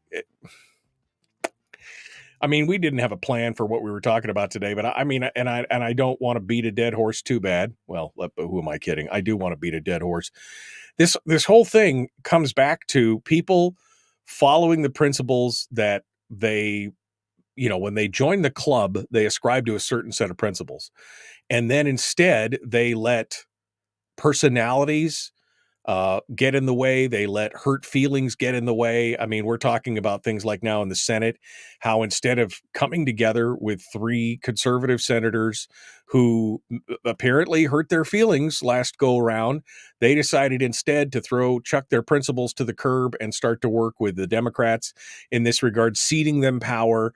I mean, this is all, again, part and parcel of a larger problem that the Republican Party is not clean. If this happened in the Democratic Party, I guarantee you, because I've seen it happen in the Democrats in the state of Alaska, they would pull all support. They'd run alternate candidates. They'd do anything that they could do to basically whip their people back in line to say, you do what you're supposed to do. But the Republicans just don't do that. And I know part of it's a philosophical difference because Democrats by nature are kind of more kumbaya, communal, work together, blah, blah, blah, where Republicans have a tendency to be more, rugged individualists, leave me alone, I'll do my own thing kind of thing. But something has got to happen. I have high hopes for I'm sorry, Carmela. What's her last name? I have higher hopes to maybe something will change, but until something does, this is what we're going to face. We talked about in the break about the governor. Let's get something clear on that one. Because a lot of people still blame Dunleavy. You can have your issues with them. Look, Mike and I, we have some arguments. We don't agree on everything. But before people want to throw the spear too hard at the governor, this is not Florida. where DeSantis is getting all the national attention. Good on him, doing some good stuff, I think, whatever. But he also has a very red legislature that whatever the governor wants to do, they basically, and I'm not saying they rubber stamp it, it's pretty much, let's go, boom, off they go, and they do it. Dunleavy has tried to do everything that he said he would try to do in his campaign, especially go all the way back to 2018. And everything on the PFD, everything on repealing SB 91, one of the few things we've done in my opinion that was really good. We actually did repeal that in the first year. But everything that the governor has tried to do, he gets lambasted by the legislature. Stopped. They don't do his bills, whatever. And when people say, well, but he could veto. Yeah, he can. You ever heard this thing called a veto override? Because all the money that he vetoed, and I think he vetoed like 400 million plus out of the budget, almost all of it was added back. Why? Legislature gets together. We want that spending. And then we go, bam, we override it. Happens all the time. The one thing he can sometimes get away with in the sense of executing that policy is he can veto a bill. It's pretty hard to get a bill through. And people don't put a lot of, but they want that money, Mike. So I've been there for all these, right? And the governor will put up, appointments and commissions. He'll put up, and they get slaughtered in the legislature. And even at times where the governor has done the vetoes, we come back and we override them because, depending on whether it's a 2/3 or 3/4 vote, if it's appropriation or a bill, he has vetoed some bills and he's vetoed plenty of money. It always gets put back. There's only so much the governor can do. So you can get mad at him if you don't like what he's doing. That's your right. But at least do it from a principle perspective or a policy that is accurate, because it is not actually, well, the governor just vetoed it. It's done. No, it's not. The legislature can come back and override it, and we do it all the time. So again, remember that Governor Dunleavy has not, his entire 6 years so far, ever had a legislature that has truly worked with him on any Republican or small government policies. Ever. Not once. It's always one body or the other stopping it. So just know that. And then, I think when you go on to, you're talking about, working with the three conservatives, I want you to remember something, Mike. There is a certain senator right now that's running around telling everybody that Senator Hughes and I were working with the FBI and all this garbage, and it has to get out. It wasn't us. I never did. I was interviewed. Shelley, a whole bunch of us were. I don't know, half, 2/3 of the legislature were interviewed by them when it was that bribery scam going through a few years ago. But it wasn't us working with the FBI. We never wore a wire volunteer, but there is a senator currently in that a Republican senator in that bipartisan caucus that volunteered to wear a wire and go after Republican colleagues. So that is the binding caucus was one part because the three of us didn't want to be a part of it. But the other part, Mike, is you got somebody out there spreading lies still saying that. And so there's senators that will go, well, maybe can't trust them, which is a total lie. So we have been undercut and stabbed in the back repeatedly, which is you kind of combine all those things together. And so they were able to basically use those as reasons to kick us out and say, well, we can't work with those three. And they've been able to have their little bipartisan coalition. So unfortunately, Mike, it's for a number of reasons. There's some policy principle issues, and there's some flat out lies that were still to this day being spread. So that people can get together and have their reasons to do things. So just so you know, that is important to put out, because there's reasons why some of those Republicans did not want to join as a group, but it's important that people understand why. Part of it's principal policy, part of it is, false information. So I'm hoping here after November that we will see a new slate of people, and perhaps the person that was spreading those lies will be gone. And maybe we will be able to get 8 Republicans or 9 Republicans together, if we're really lucky, and say we can do this. Right. And we'll have a Republican majority. Hopefully the House holds on. We'll have a Republican majority of the House with a Republican governor, and maybe we can pass election integrity, even if it's not all of it, in a huge omnibus bill, we can get some done. Maybe we can pass part of the, comprehensive fiscal policy and start working on that, chipping away. So we'll see, right? So that's kind of where we are. But when people talk about it, be fair to the governor, criticize him where you want, but be fair on what he can and can't do, and understand why, at least in the Senate, the last couple of years, there hasn't been a Republican-led majority, even though there is a majority of Republicans. So there's going to be some shakeups, right? We're already seeing that in the race. The guest you're going to have on tomorrow with Mike Frank, that is a big shakeup, because Bishop was there for a long time, and he was kind of part of the, there was Stedman, Stevens, Hoffman, Bishop all together. Right. And that power cobble started to break up a bit, and that's going to be an interesting dynamic, shift change, if you will. But, remember, Mike, we go, there's like Gary Stevens, for example, He's not going to get elected in my district. I would never get elected in Gary Stevens' district, Right. based on our beliefs and policies and positions. So people have to remember that every Republican isn't the same. And that's where I go back to where we started in the break, 80-20 rule, or Right. ish, if you the Reagan thing. I could work with moderate Republicans fine. It's no problem. We can do our best, but that's politics, guys and gals. We're not all the same. We don't agree on everything. And so we do the best we can. And sometimes the best we can do is nothing. Sometimes the best we can do is just block bad stuff. Yeah. There's plenty of bad stuff that came out of the last session. Plenty. Yeah, I mean, it's one of the flaws in the Charter of Changes, right? The Charter of Changes is what I came up with to try and fix the state. And number one in the Charter of Changes is changing the players. Well, we've changed out 60% of the legislature since I put that whole Charter of Changes out there and said we need to do this. The problem is you highlight the thing. You would never get elected in Sitka. Right? Bert Stedman, he'll get elected all day long as a Republican. Mike Shower or a Mike Shower type Republican would not get elected in Sitka, just like you'd never get elected in Kodiak. They keep sending back the Gary Stevenses and the Louise Stutes of the world because it matches what they want. That's part of the issue here is that we have not won the hearts and minds of peoples in these districts. And I don't know what the solution is. We keep pointing out a lot of this stuff, and it just keeps going back again and again and again.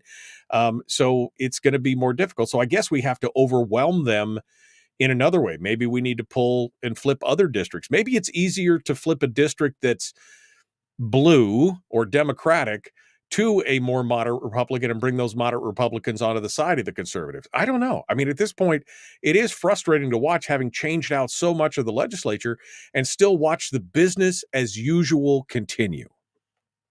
But you can change out the players, Mike, but if that district is bluish or purple, you're probably not going to get a hard red Matsu conservative. And people get angry. They go, we're just going to change out the players. I'm like, but if you're just changing out one of the chess pieces on the same side of the board, then you're not really changing anything. You're putting in a new name, a new face, but you're going to get the same policies, probably are pretty close to it. Because what do politicians want by and large? They want to be reelected. So they're not going to go out on a limb and do wacky stuff. That's the total opposite of what they campaigned on and what their district wants. I get it when you say that campaign side. Plenty of politicians campaign one way and govern the other. We see that every year, right? I mean, let's say there's even some people in I love the PFD until they go down there and operate. Then they, give it away to the government all the time, right? But what I'm talking about is that they understand if they go way out in the opposite direction of a district, the chance of them getting elected is slim because somebody will come in behind and say, no, they don't represent this district at all because they did X, Y, Z. So they are always looking for that. So like I said, you can change out the chess pieces, but they're still the same color. They're still going to do kind of the same thing. So even if you get rid of one of the ones that you don't like, that's not conservative enough, that district's probably not going to elect somebody conservative enough for you ever. So I go back to, is it better for us to have 80-20 rule or 70-30 or whatever it is, and at least operate so that we don't see what happened in the Senate the last 2 years, which is a majority of Republicans in the body, but a bunch of far left Democrats pushing far left Democrat policies and blocking anything good that would be a Republican or conservative policy? Or is it better to operate a more moderate caucus with Republicans because that's what you're dealing with, or some of them come from moderate districts and they're moderate? Which one do you want? I don't like it either. I'd love to have a Florida with a red legislature, but it's not. So do you want those of us that are more conservative to just give up the ghost and go, we're going to stand over here in our corner and wave the flag while they execute all kinds of wacky policies? Yeah. Or do you want us to work in an imperfect system and join with Republicans that we don't necessarily agree with on everything, but at least we've got the gavels. No, at least we own the committees. At least we have the ability to stop the bad stuff and kind of hold on, even if we don't march forward like we would like. That, and what I'm trying to say here to people, because you know this, I'm not trying to justify anything. I'm trying to tell you that's what we're dealing with. This is the Donald Rumsfeld. You go to war with the army you have, not the army you want. I wish it was different, but my question goes back to, that's the system. That's what we're facing there right now. What would you have us do? Would you rather have us stand in the corner and wave the flag and be happy that we're standing on our principles while the state falls apart and a whole bunch of leftist policies are enacted? Or would you rather us go, we're going to have to make some compromises to be able to make sure that we can hold on to the gavels and don't let the state go down the toilet bowl to the left? Yeah, that's I don't know what else to do. Well, no, and I agree, But the problem is right now the compromises are all going in one direction. It seems like the conservatives are the ones that always have to compromise, and nobody else ever has to compromise to come to the middle of the field. How many conservatives are there really in your legislature? Yeah, Mike? really. It's the Come Lucy on. and the football kind of thing. It's the whole thing, right? That we've talked about for years on this program. All right, Yeah. Mike Shower is I our get it. guest. We're up against it. We got to go. We'll be back with more. One final segment dead ahead. We'll give Mike. It's not like he hasn't been taking it wherever Free he reign? wants to. We're going to give you free reign, though. I mean, that's dangerous territory, but we're going to continue here. The Michael Duke Show, common sense, liberty-based, free thinking radio. Back with more right after this.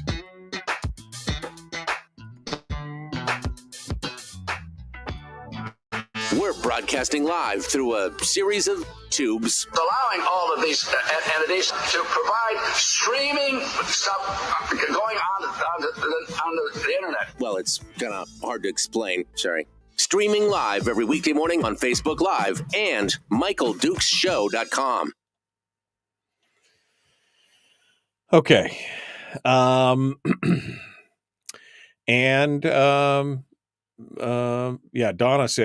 Ardwin says in the chat room, Florida was not red until Jeb Bush turned it around.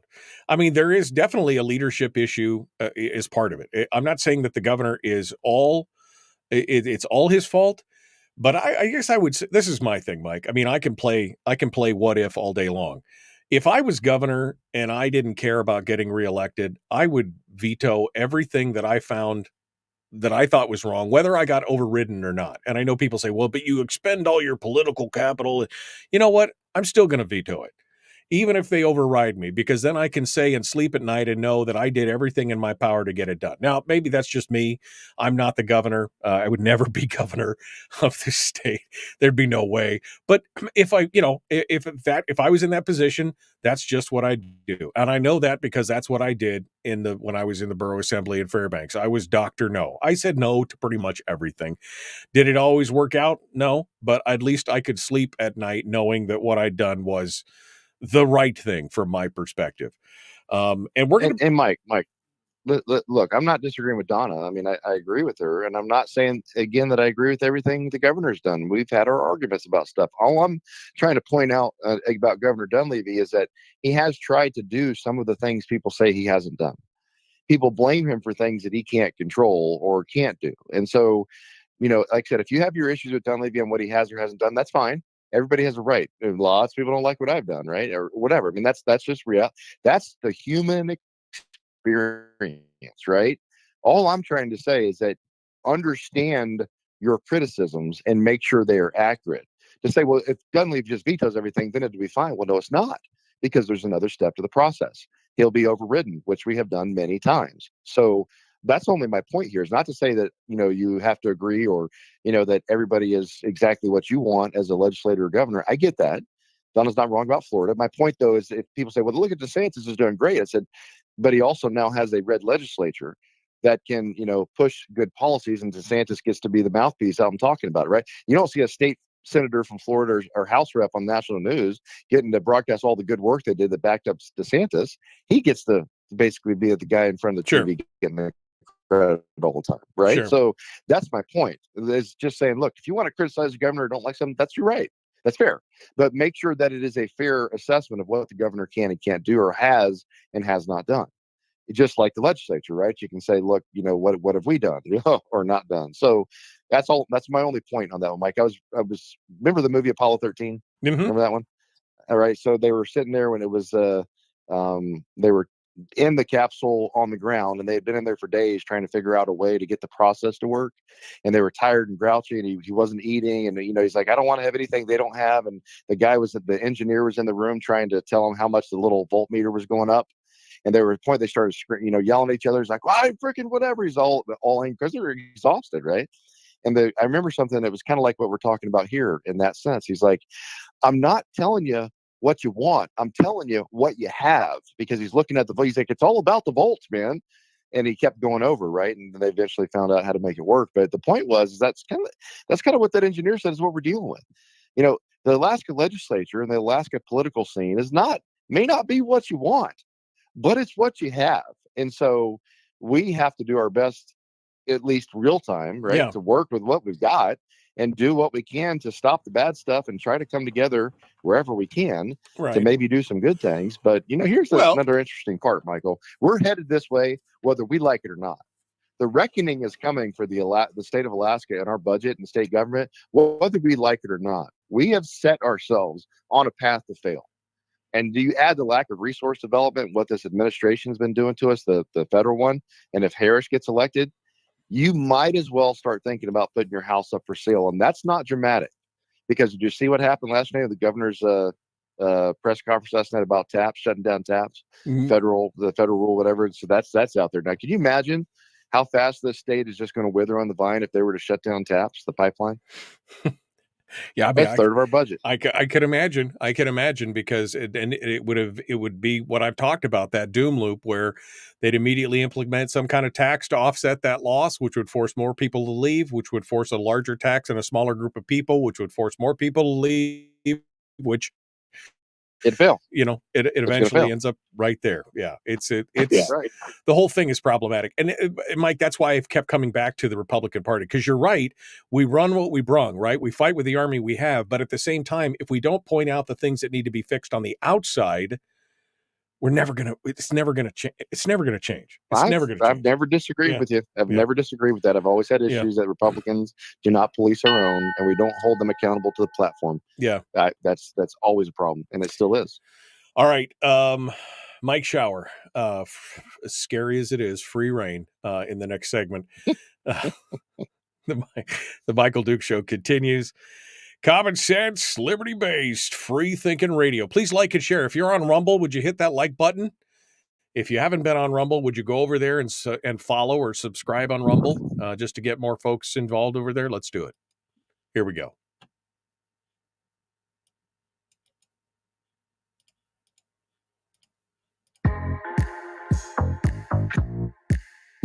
The Michael Duke Show. Not your daddy. Wait, sorry. Not your daddy? Ooh, not your daddy's talk radio. Whew. I was scared for a second. Thought we were going down. Here's Michael Dukes and the show. Okay, one final segment with State Senator Mike Shower, senator from District O, my senator. Bring him on because I just love to fight about stuff. Although Mike and I agree on almost everything. Mike, the whole point of this whole thing was that I'm just so frustrated watching the same things happening over and over and over again. And I understand your argument that we've got to, we got to drive you got to fight with the army you got to run what you brung, whatever you got.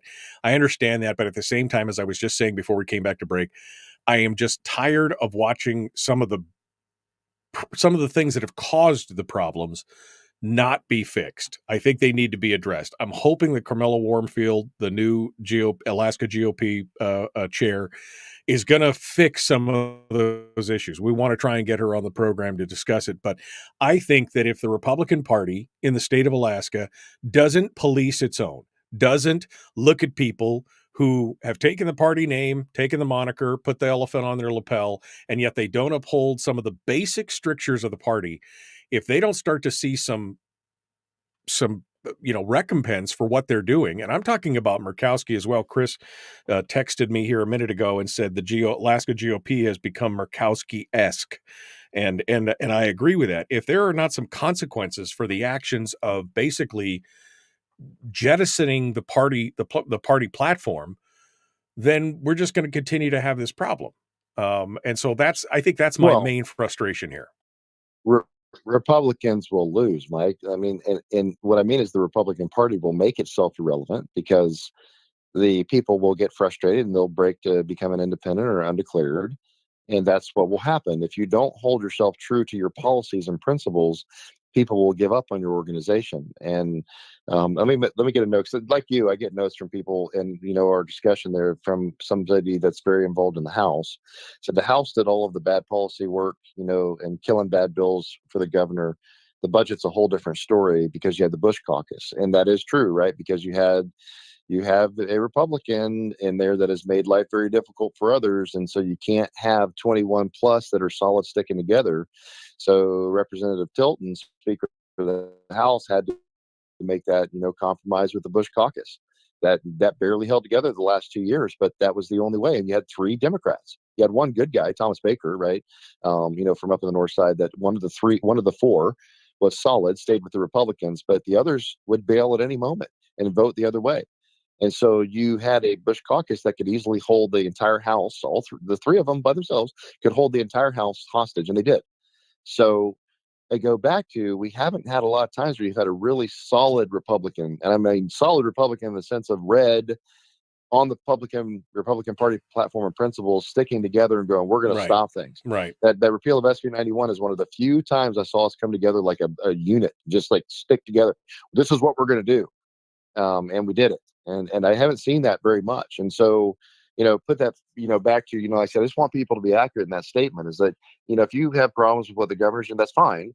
Just make sure your things are accurate, like the veto, right? It's like, the governor can veto, but remember, the legislature can override that veto, and that's the ultimate authority, and we have. And so just don't just make sure that what you're understanding is accurate for the points. And I hope I didn't say that wrong, because I was very clear that if it was not for I have been clear, I think, if not for the House the last 2 years, we'd be in big trouble because, you had the 2v1. You had the House pretty much aligned with the governor as far as the wacky stuff coming out of the Senate, and was able to kind of counter that. So, but without the House sticking together, that wouldn't happen.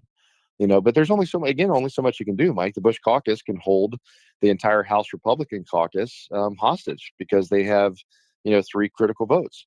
And we can't get together as Republicans to have 21, 2 or 3 that would stick together. If you had 21 solid Republicans that were always going to stick together, it'd be okay. You could do it, but we don't, because you got those ones kind of in the middle somewhere, or you got the one way over somewhere that's making it difficult. And so you don't have the numbers, bottom line. So, Yeah. I mean, that's just kind of, that's the reality, my friend. Like I said, it's not perfect. I don't like it either, but that is what we're dealing with. And you see that on the national stage, right? So we're dealing with that with Republicans from different places. And I don't know, my friend. It's just, that's life, right? It's not perfect. Well, we're humans, and we're messy. And the So, problem is, of course, is that it's all kind of theater. I mean, they just, a lot of these people seem to believe that, it'll never happen to us, that arithmetic doesn't matter, that we're too big to fail. And yet when the time comes, the citizens will be the ones left holding the bag. The legislators will be like, oh, I had no idea. I have no idea what's going on. And that's the most frustrating part, when you can see the wreck coming. You could see that the bridge is out. And the politicians just continue to throw coal in the hopper instead of pulling the brake. And we know that the train's going over the cliff, but nobody is. It'll be fine. Don't worry about it. It'll be fine, just fine. And that's, I guess that's the frustrating part of what we're talking about. yeah, I get it, Mike. Believe me, nobody's more frustrated than I am, because I'm right in the heart of it. And I can see the writing on the wall, that budget, where we're headed. I can see taxes. I can be so frustrated, because of the lack of resource development and administration that's just strangling us on the vine. You guys, if you haven't, you should listen to the governor's press conference from last night, or they're reporting on it today, about this move by an organization to shut down the TAPS pipeline, which would just begin this. But again, I've said this before, Mike. You and I have said it in the program.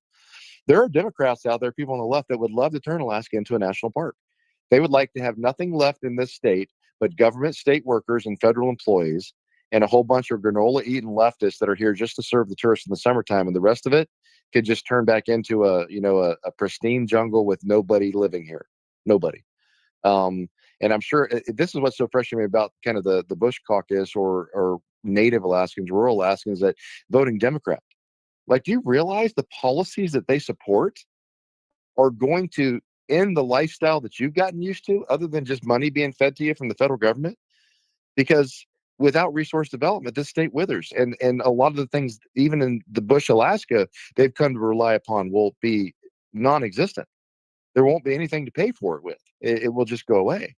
And, so I'm like, do you guys want to go back to your nomadic lifestyles that you had, in the past, before modern world come along? I'm not saying it's all great or perfect. I'm just saying that's where you're headed. That's where we're all headed. We're going to all be heading to Texas or Florida or Tennessee or somewhere else, Idaho. I don't know, because Alaska could be literally destroyed. And when people look at things like a single issue, and then I'm going to pivot to this one, make your head explode, and there goes your blood pressure. But let's go back to the NRA. I'm the member of the NRA. You've been a member of the NRA lifetime, whatever. So, but this is not Charlton Heston's NRA, apparently, because that dude's probably rolling over in his grave. When they say, well, because I've had conversations from national ones all the way down after their, A rating for Patola last week. They're like, well, we're single issue. She's voted yes on this, that, and the other. I'm like, are you really strategically that blind that you can say you are single issue to do that? Because do you realize that Patola votes with the Democrats over 90% of the time? She's in lockstep with them, supported the Biden-Harris administration. God help us if Harris gets elected. Alaska is done. She's farther left than Biden on what she will do. And Patola supports them. She caucuses with them. She will vote with them. She will give them the power. So it doesn't matter what Patola does on your single issue things, NRA people, because she's going to give them the whole package. And the whole package is going to come in with a whole bunch of take the Second Amendment away stuff like they've done before. She said she's okay with an assault weapons ban, so-called, even though they don't exist. That's not the right way to say it, but you know what I'm saying. And I'm looking at people going, can you be that short-sighted? And yes, they can. Yeah. You're going to give an A rating at a state where the NRA rating can matter to swing people's votes to a person that's then going to go help give power to the Democrats. And look at what they have done. You have got to be smarter. Talking about Republicans being smart and coming together. And Mike, if organizations like the NRA is going to give an A rating to Patola over Begich and Dahlstrom, come on, man. We are our own worst enemy on this one. And then when you go back to ranked voting, look at it, and you got, a candidate that's clearly saying, yep, if I'm number 3, I'm out, so that we can have a 1v1 and get a Republican back. And you have another candidate that's saying that they won't. And so who is really going to be responsible when Republicans continue to do this to ourselves? And you have Republican races all over the state where you got 2, 3, 4 candidates with ranked choice voting, and we should be better and smarter. And if we really cared about the state, the policy position should be, if I am number 3 or worse in ranked choice voting after the primary, I'm out. Everybody get behind the number 1, so we can beat the Democrats and win. And yet we don't do that, Mike. And if a Republican candidate will not do that after this primary, will not bow out so that we start winning these seats, I will never support a single one of them again. I like a lot of them. I know many of them. But if you're not willing to do that, then that's about you. And it's not about the state. And it's not about this nation. Yeah. And so when you look at it, we've got to look in the mirror about where the problem is. Look at ourselves. Yeah. 1 minute, Mike. Final thoughts. And I really mean 1 minute here. I think that was my windup. I'll let you talk. Okay. I'm done. No, I mean, I agree. This whole thing with the NRA was insanity. And if anybody is swayed, but I will also say that if anybody is swayed by an NRA endorsement, then they're a low information voter to begin with, because it's not, I mean, as much as I love the Second Amendment, it's not always about the Second Amendment in the long run. The Second Amendment is really important. In fact, it's up there in my top 2 or 3 things. But if I see somebody who endorses, but they are against everything else that I stand for, I still am not voting for that person. I would vote for the C-rated versus the A-rated at that point. Right, Michael, but you're educated. I will say one thing in the last 15 seconds. The problem is, and you and I know it, most of your listeners do because they pay attention, 95% of the electorate, Mike, does not know, doesn't. Gotta go. Be kind, folks. Love one another. Live well. We'll see you tomorrow. Sorry, Mike, but I seriously, man. I know. I know. I got it. I'm good. I'm hard to offend, believe it or not. Yeah, no, I know. Yeah, I laughed at Blazing Saddles because it's funny. The current generation's heads would probably pop off if they watched it. I know, I love Blazing Saddles. Yeah. It makes fun of the stupidity of the human condition and all the stupid things we have in racism and bigotry. It makes fun of it. That's what humor is supposed to do. That's what comedians used to be like. It was funny. Yeah. You made fun of the bad stuff, and so we could laugh at it and realize, yeah, that is pretty stupid. Instead, you get offended, and everybody's angry all the time. And goodness gracious, are they angry?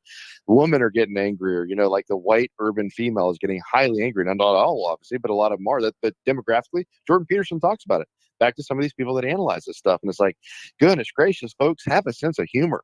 laugh a little bit. I mean, if we can't laugh at ourselves, we got even bigger problems, right? I mean, you got to kind of laugh at some of this stuff and go, this just, just to help you relieve your blood pressure, and go, yeah, Mike, we've been through bad times before. Not don't lose all hope here, folks. We got some bad issues happening and a lot of leftist policies and wacky stuff and other big countries that are influencing our politics in our country with culture and things they're doing on purpose to bring us down, right? But there is some things that are enduring and survive, and some of those are principles. The principles of liberty and freedom. People still love it. There's a reason. Not all. I get that we're being invaded by a bunch of garbage coming up from Venezuela and other places on the southern border, but there's still people coming here, and a lot of the people that are coming to this country, they're coming here for one big reason, Mike, because there's freedom. And they're coming from places where they don't have it. They don't have opportunity and freedom. They're still coming here. And yeah, we got to control it. And we can't have mass migration. It's going to, flood us and bring us down in a lot of ways. But there's a point to that, isn't there? Look underneath and see why. Why are people leaving China? Right. Know it.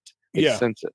No, look, I mean, we're still the only country on the face of the earth where people are dying to get in, right? So, I mean, we're still doing something right. Even with all the blisters and boils, Alaska is still the best, America is still the best place on earth, and Alaska, but America is still the best place on earth to be. I'm not saying it's not. I'm just saying if we don't, if we don't fix some of the blisters and boils, it won't be that way forever.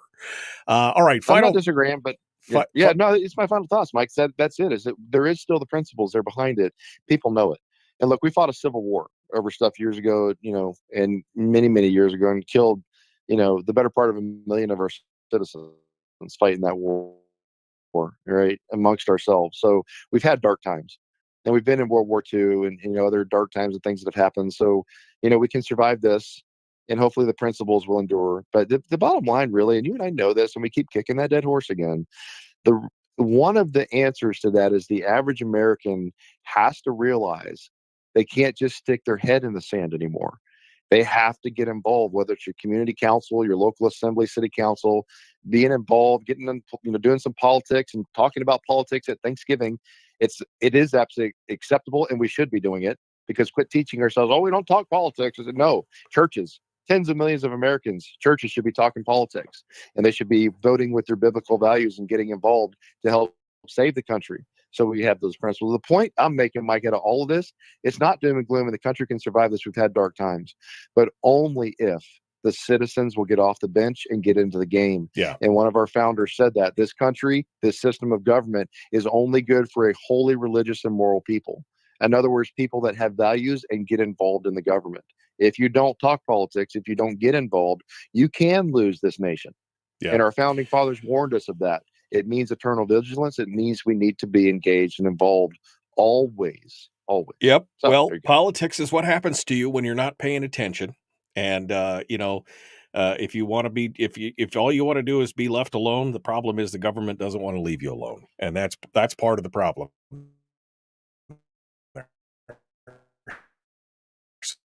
So we should be paying attention to those two things specifically. All right. I'll talk with you. Thank you for being part of it today. We appreciate it. You got it, my friend. Take care, brother. We'll see you guys. All right. Tomorrow, Savannah Fletcher, Sarah Vance. Off on Friday. We'll see you guys tomorrow. Be kind, love one another, live well. The Michael Duke Show, common sense, liberty-based, free-thinking radio.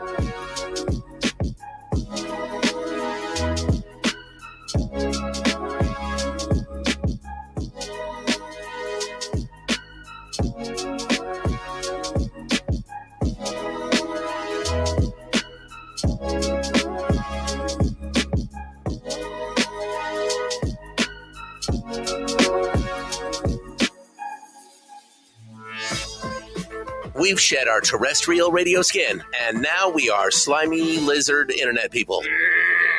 It's the Michael Duke Show.